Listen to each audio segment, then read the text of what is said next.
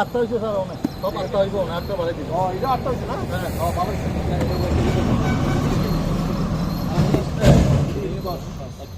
সব আটটা আটটা হইব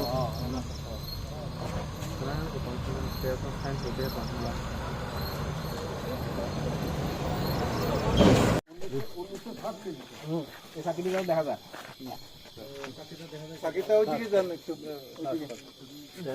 সন্ধ্যায় একটা ইনফরমেশন আছে যে একটা গাড়ি WB25 জুলিয়েট 0728 এই গাড়িতে কিছু গাঁজা পাচার করার উদ্দেশ্যে রওনা হয়েছে আগরতলায়।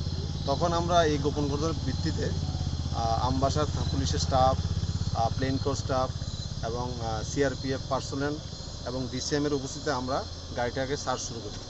গাড়িতে এবারে আগে যত গাঁজা গিয়েছে এটার মধ্যে একটু অভিনব পদ্ধতিতে গাঁজা পাচার হচ্ছিল, রাবার শিট দিয়ে পেঁচানো। তো আমরা DCM স্যারের উপস্থিতিতে সবগুলি ডিসক্লোজ করার পরে টোটাল পাওয়া গেছে 10 কেজির 150টা প্যাকেট, 20 কেজির 23টা প্যাকেট।